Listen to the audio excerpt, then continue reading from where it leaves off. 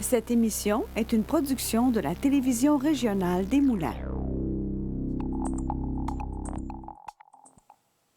Bonsoir, mesdames et messieurs, et bienvenue à cette nouvelle édition de Vue d'ici. Ce soir, on parle de générosité alors qu'il est question de la Fondation des restaurants Béni et compagnie et du Camp Papillon et de sa propre fondation. Alors qu'en deuxième partie d'émission, il sera question de cirque et de musique avec des représentants de la Sodame de Mascouche. Restez avec nous, car ça commence maintenant.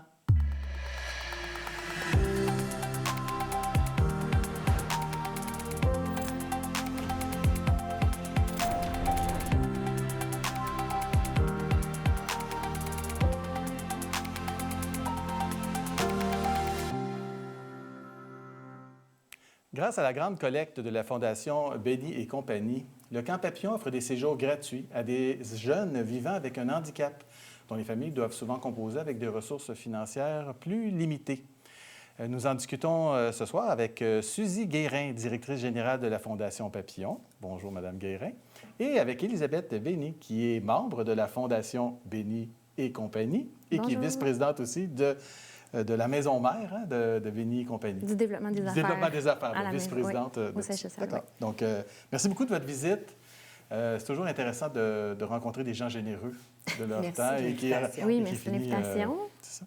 Donc, juste pour comprendre un peu, qu'est-ce que c'est le Camp Papillon? Alors, bien d'abord, moi, je suis directrice générale de la Fondation Papillon et le Camp Papillon, c'est un des services de la Fondation Papillon. Plus précisément, le Camp Papillon qui est situé à Saint-Alphonse-Rodriguez. On reçoit des centaines d'enfants chaque été pour des séjours d'été, donc des vacances en plein air et sur un site totalement adapté. Et on fait aussi, en cours d'année, des répits de week-end plus ou moins longs pour permettre aux parents de souffler un petit peu. Oui, parce que c'est une clientèle particulière qui se rend au camp. Oui. Alors, chez nous, on reçoit des enfants qui ont des besoins particuliers, alors ou de la déficience intellectuelle ou de la déficience physique, et je vous dirais bien souvent les deux. Donc, beaucoup de polyhandicap, et évidemment, bien, on a tout ce qu'il faut pour les accueillir, une clinique, des moniteurs formés. C'est plus de 60 heures de formation que les moniteurs reçoivent. Donc, vous comprendrez que recevoir nos jeunes, bien, il y a des coûts reliés à tout ça. Il faut adapter les lieux, il faut que la formation des jeunes, oui, tout à fait. La formation des intervenants soit adaptée oui. à leur réalité. Comment les responsables assurent que chaque année ou à chaque fois qu'il y a un bon encadrement? Comment ça se vit? Bien, comme je le disais tout à l'heure, c'est au moins 60 heures de formation qui est offerte à chaque personne qui travaille chez nous. Et cette formation-là, elle est renouvelée d'année en année pour s'assurer qu'on est encore, que les jeunes se rappellent bien de leur formation, pour s'assurer de bien encadrer les jeunes. Mais on a aussi une équipe clinique, une équipe de professionnels qui sont sur place, alors éducatrices spécialisées, infirmières, puis des infirmières auxiliaires. Donc, c'est vraiment une batterie là, de gens. C'est beaucoup d'interventions 1-1, là, j'imagine, hein, d'être très près de ces... 1-1, c'est peut-être exagéré, là, mais il y a quand même pas tant que ça, hein, parce que quand c'est des polyhandicaps, donc ça demande presque des plans d'intervention pour accueillir ces jeunes-là. Chez nous, on a l'habitude de dire que tout est possible, alors on reçoit tout enfant. Alors, ça peut être parfois juste un jeune très autonome, mais bien souvent, les ratios vont augmenter à du 2 pour 1, puis voire du 1 pour 1. Et puis là, évidemment, c'est un moniteur pour un enfant, puis un moniteur ne peut pas travailler toute la journée, 24 heures sur 24. C'est souvent 2 moniteurs qui vont être embauchés pour prendre soin d'une personne. Pour qu'elle soit bien accueillie, bien encadrée, puis qu'il n'y arrive pas d'accident non plus, là, parce que c'est des jeunes qui peuvent être appelés à se blesser ou à être... Exactement. Puis ce qu'on souhaite surtout, au-delà des soins, le Camp Papillon, c'est la magie papillon. Il faut qu'il y ait du plaisir. Et c'est le but premier. T'sais. Au Camp Papillon, il n'y a rien d'impossible. C'est du mur d'escalade, c'est du ski nautique, c'est des activités enlevantes. Puis en théorie, on ne penserait pas que des jeunes qui vivent en situation de handicap pourraient vivre ce genre d'expérience-là. C'est quoi une journée type d'un campeur, là?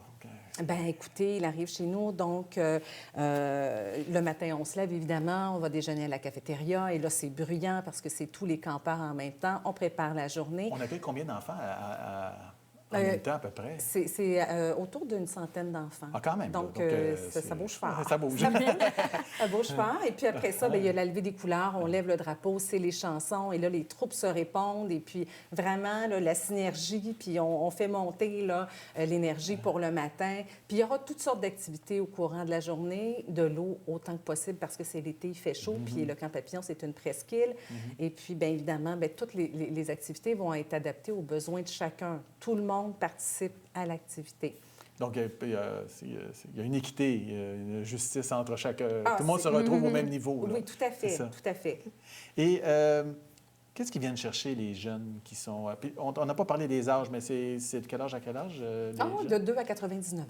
Ah, OK, donc c'est pas juste des jeunes, là, donc ça peut être des adultes qui sont là. Oui, parce qu'autrefois, c'était seulement pour les enfants, mais on se rend bien compte, une fois rendus à 21 ans, bien, ils ont 20 ans d'amitié solide et puis de lien avec le camp papillon, puis ils viennent retrouver leur chum. Le camp papillon, c'est le plaisir, c'est le plein air, mais c'est les copains, c'est toutes les amitiés qui se sont tissées au fil du temps. Donc, oui, on a ouvert nos places aux adultes, on reçoit toute personne handicapée, indépendamment de l'âge. OK, puis donc ils viennent chercher de l'amitié, des souvenirs. Oui, puis du plein air adapté. Ils sont autonomes chez nous. Hein? La plage, elle est adaptée, les chemins, on va se promener en forêt, c'est adapté aussi. Un fauteuil peut aller partout. Donc, c'est ça, le C'est camp majeur papillon. là, comme expérience. Puis c'est pas, probablement, puis c'est ce que je comptais en introduction, c'est pas toujours évident au niveau financier là, c'est des frais à avoir un enfant qui est en chaise roulante ou qui doit recevoir un certain nombre de services adaptés à sa situation. Là. Oui, pour les familles, c'est sûr que c'est des frais qui explosent toute l'année durant. Alors, imaginez, en plus, les frais de camp d'été et les frais, on est un OSBL. Alors, c'est sûr qu'il y a des frais liés à tout ça. Et fort heureusement, bien, il y a des fondations. C'est ça, on y arrivait. On va se diriger vers Élisabeth. Oui. Donc, votre fondation, dont vous êtes membre, généreusement contribue au Camp Papillon. Pouvez-vous me parler un petit peu de la fondation? Oui, bien, notre fondation a comme pour but d'aider les familles en général, contribuer au mieux-être des familles en donnant des répits. Que ce soit par le camp papillon. Puis en ce moment, l'initiative qu'on a, c'est pour envoyer des enfants dans les camps d'été. OK. Donc, on est en plein dans le... Exactement, exactement. Ça fait très longtemps qu'on collabore ensemble. Là. On en parlait c'est ça, tantôt, 13 ans, au moins. Oui, puis peut-être plus. En fait, qu'on s'est rendu compte. Avant la création de la fondation. Avant la création de la fondation, on collaborait déjà sur certains projets. Déjà touchés par cette... Exactement, exactement. Étant les deux de la Naudière à la base. Donc, c'est ça, vous êtes de... Saint-Thomas, non? Bien, en fait, les restaurants ont débuté dans la région de Joliette à la base. Oui, c'est ça. Ouais. Exactement. Puis le camp est à Saint-Alphonse-de-Rodriguez. Oui, c'est ça, c'est ça. C'est historique, les Bénés, dans le nord de la Naudière. Exactement, oui. Vous avez une campagne actuellement que vous menez, là, qui est très importante parce que c'est une source de financement quand même majeure pour la Fondation. C'est la 5e année qu'on l'a fait. Oui, c'était la grande collecte. 5e année de la grande collecte. Donc, la grande collecte qui se déroule jusqu'au 4 mai prochain. On vend les produits qui s'appellent les petits pop poulets.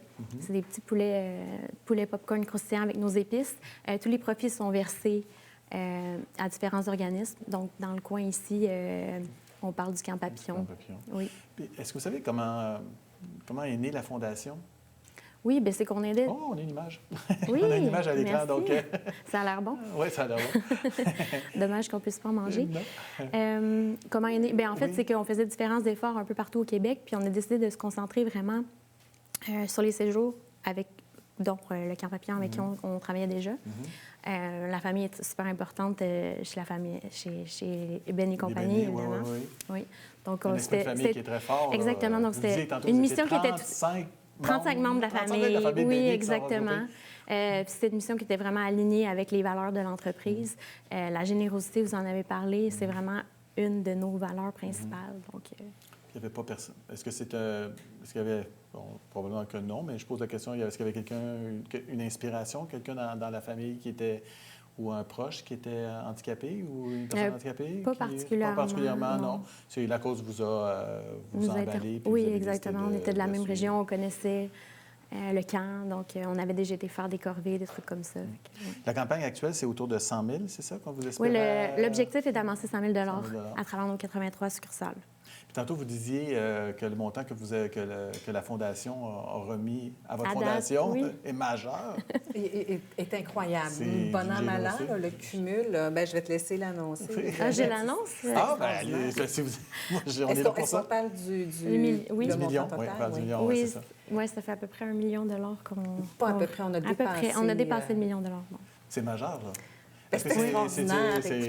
Pour vous, c'est un bond de géant là, qui vous permet de faire...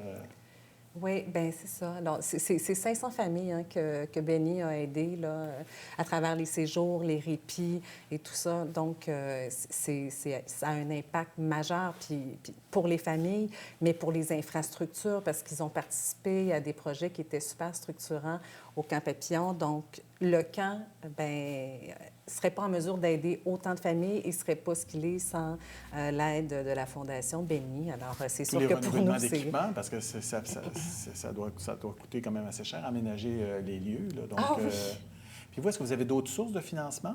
Oui, on est en campagne de financement perpétuel, mais c'est sûr que d'avoir des partenaires, des donateurs aussi généreux, puis qui embrassent la cause.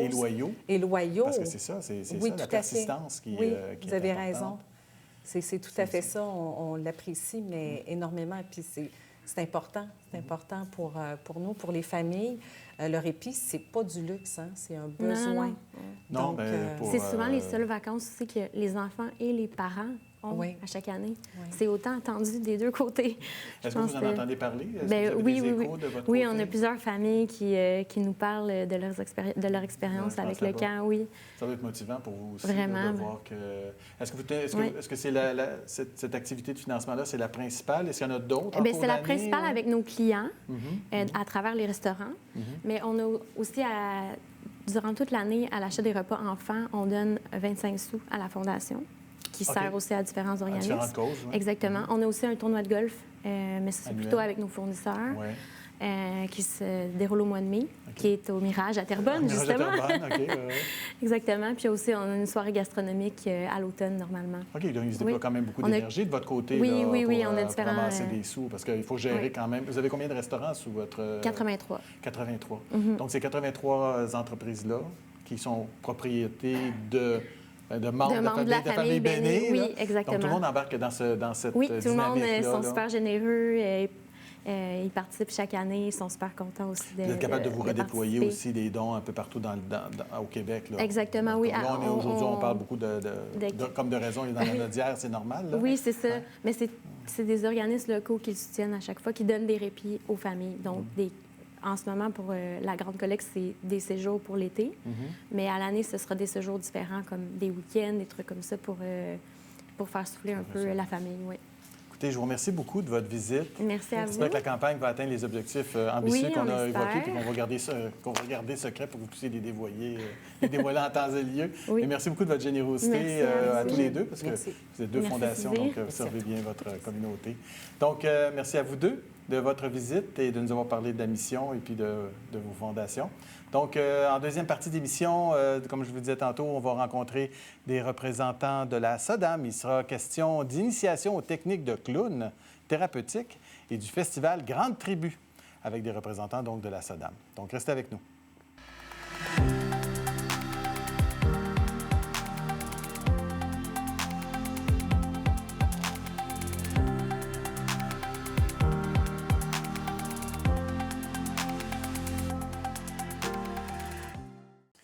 Nous accueillons maintenant François Tétrault, directeur adjoint de la SODAM, et Marie Belle-Rose, programmatrice et coordonnatrice aux événements de la SODAM, pour discuter des ateliers d'initiation aux techniques de clown thérapeutique et le grand retour du festival de Grande Tribu.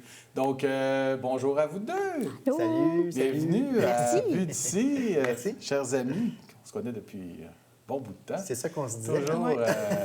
Donc, cher François, peut-être en introduction pour vous faire comprendre un peu d'où vous venez, qu'est-ce que c'est la SODAM?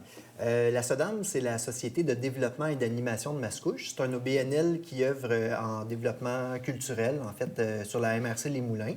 Donc, on a 4 champs d'action principaux, le patrimoine, la musique, le cirque et le tourisme gourmand. Puis à travers tout ça, bien, on réalise toutes sortes d'événements, d'activités là, pendant toute l'année pour toute la communauté. Puis l'an dernier, vous avez fêté votre 25e. Oui, exactement. On a 25 ans. On est né en 2000, le 16 juin 2000. Exactement. Donc, tu as parlé de cirque. Oui. Donc, tu es là pour ça. Bien oui, c'est ça. Peux-tu me parler un peu des fameux cirque social? Oui, en fait, notre champ d'action circassien a son identité propre, c'est Circana. Puis Circana, bien, on a une école de cirque pour les jeunes. On a un camp de jour en art du cirque et on a plusieurs projets en cirque social. Puis dans le cadre de ce volet-là, cirque social, bien, on a lancé dernièrement des ateliers de clowns thérapeutiques pour le grand public. Donc, c'est un peu ça qu'on venait jaser aujourd'hui. Oui, c'est ça. C'est quoi ça, un clown thérapeutique? Bien, en fait, c'est de se servir de la discipline du clown comme outil d'intervention auprès d'un public visé. Nous, on s'intéresse à la clientèle aînée dans le cadre de ces ateliers-là.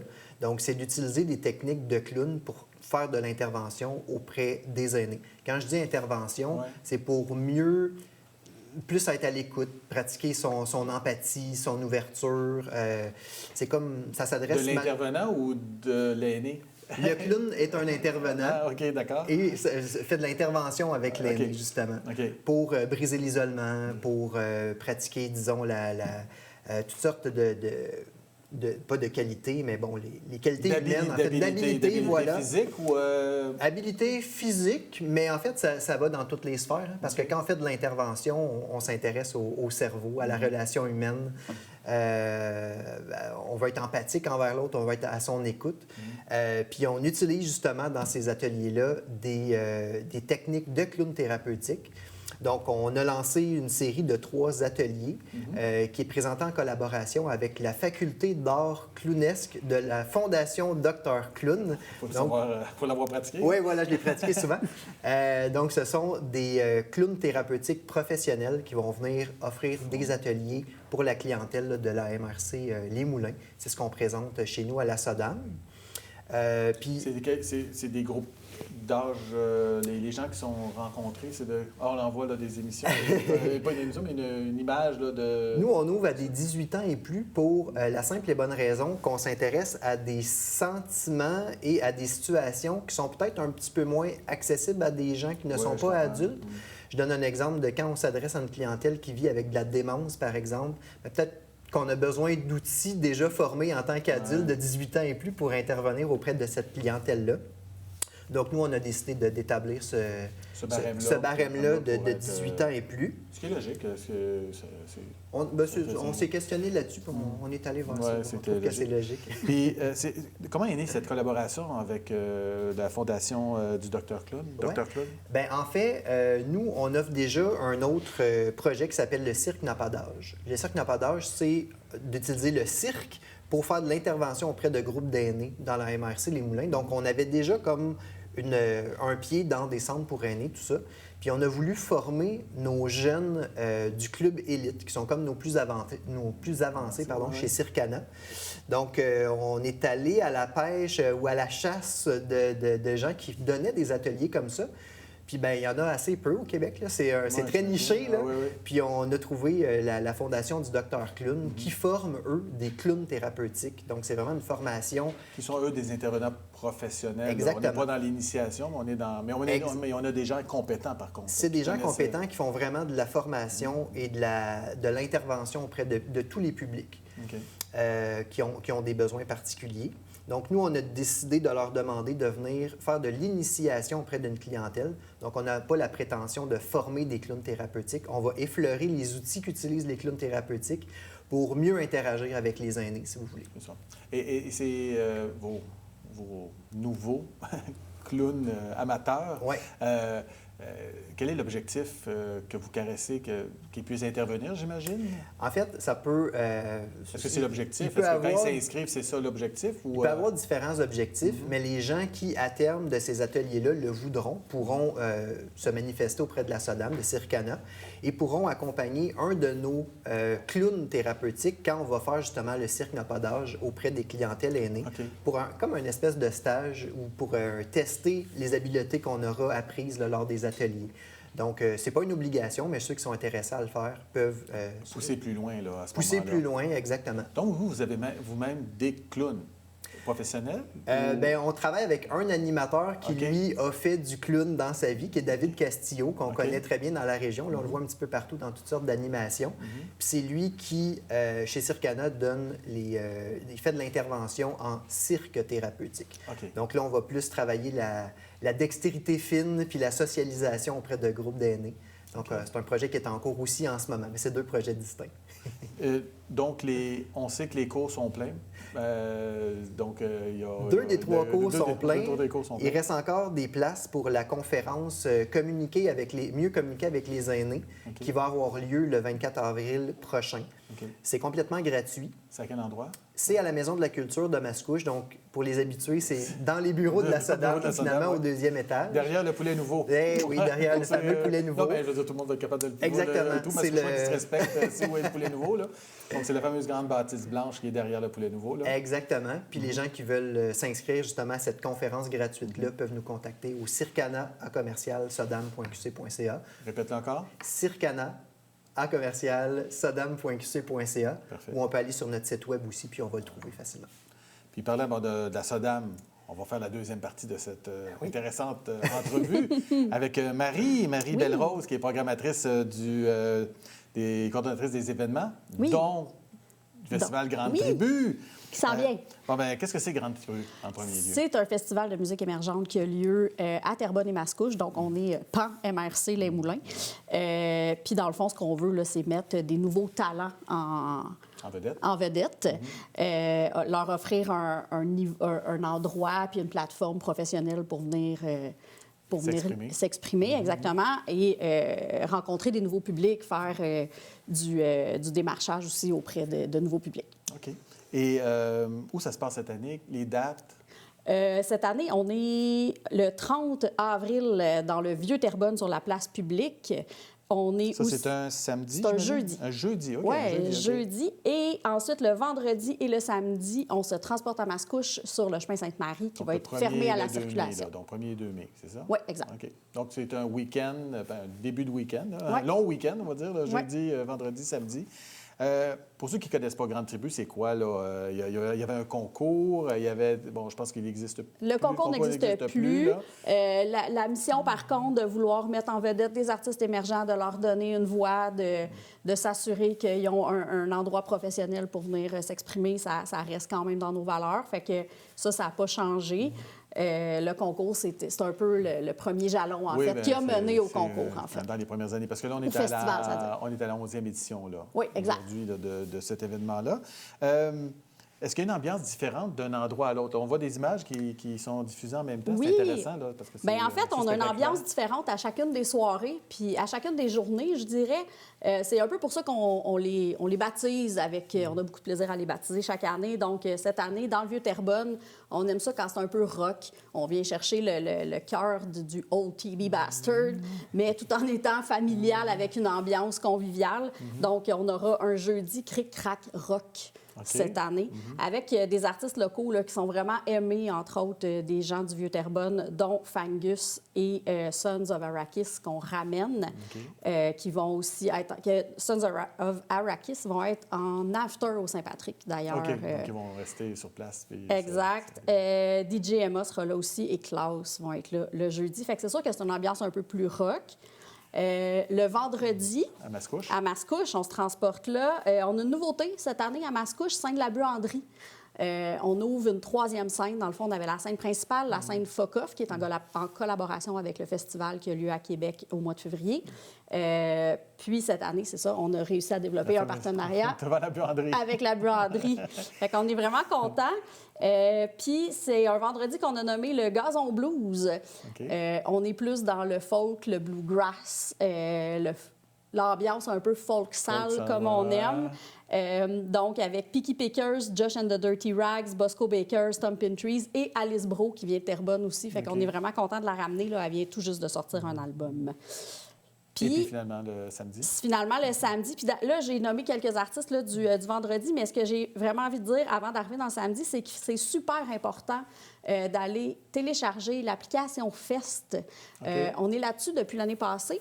Puis sur cette application-là, dans le fond, c'est ce qui va nous permettre d'envoyer des petites notifications à tous ceux qui l'ont pour vous dire « Ah, il y a une surprise qui va avoir lieu à telle place, à telle heure. Okay. » Fait que surprise, il y aura. Le temps passe vite, donc oui, il nous reste 3 minutes. Donc peut-être nous parler du fameux samedi. Samedi Global Mental, parce que là, on s'en va partout dans le monde. On va avoir Lecoq qui fait de la musique électro, qui vient de Québec. On va avoir Aujourd'hui aussi qui fait de la musique électro, qui est très différente. Ça sonne un peu comme du vieux Nintendo. C'est très drôle et très bon.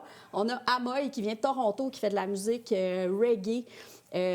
Zvarika, qui est plus en musique d'Europe de l'Est. Plomberie, qui est un band de cuivre. Sarah et Rebecca. Yashim aussi. Ramon Chicharron, qu'on aime beaucoup dans le coin. Erad, qui viennent de Terrebonne, entre autres, et qui font de la musique maghrébine. Et on va terminer la soirée avec Sonido Pesao. Cette journée-là va être très... dansante. Va être dansante et très éclectique, là, comme tu disais, très différente. Absolument. Là. Tous les spectacles, il nous reste 2 minutes. Donc, tous les spectacles sont gratuits. Tout est gratuit, donc, les gens absolument. peuvent se présenter, premier arrivé, premier servi, tu amènes ta chaise ou tu n'amènes pas de chaise, tu t'installes devant le stage, puis tu t'écoutes. Les gens, on n'est pas à l'Orchestre symphonique de Montréal là, non, qui se produit dans l'île des Moulins, là, on se comprend. Là. Donc, puis on a de la place en masse, là, venez-vous-en. Puis c'est rare quand même que des quartiers complets soient fermés.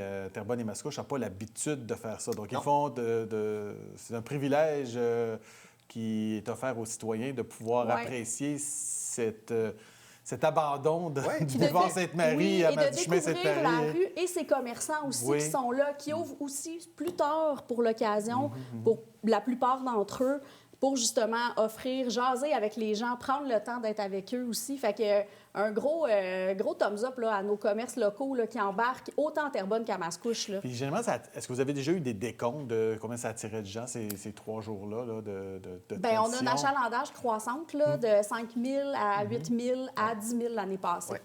Donc, on rappelle, donc c'est dans le... On aurait mis ça. Ça va être de tout dire, là. Il y a de la bouffe, il y a des activités, des zones ludiques, on fait attention à l'environnement. Absolument. On est dans la dernière minute, hein. Fait que j'essaie de tout dire ce que... de vous mettre ça dans les mots à l'intérieur. Moi, j'ai découvert Petite Papa. Groupe, comment elle s'appelle la chanteuse? Calamine. Calamine, lors de ce festival. Ben oui, certain. Donc, plusieurs ont découvert Angine de poitrine aussi. Angine de poitrine qui est là. Puis c'était en pleine COVID dans le temps. Ouais. Donc, écoutez, manquez pas ça. C'est un grand événement qui se déroule à Mascouche et Terrebonne. Merci de vous prêter à cette animation de nos quartiers en musique et avec les clowns. Bien sûr. Continuez votre mission. Donc, merci à vous deux de votre visite. Merci. J'invite les gens qui veulent en savoir plus sur le programme à visiter le site de la SODAM. Et on peut y découvrir ses multiples événements et sa programmation. Donc, j'espère que cette émission vous a plu et au plaisir de vous revoir dès la semaine prochaine.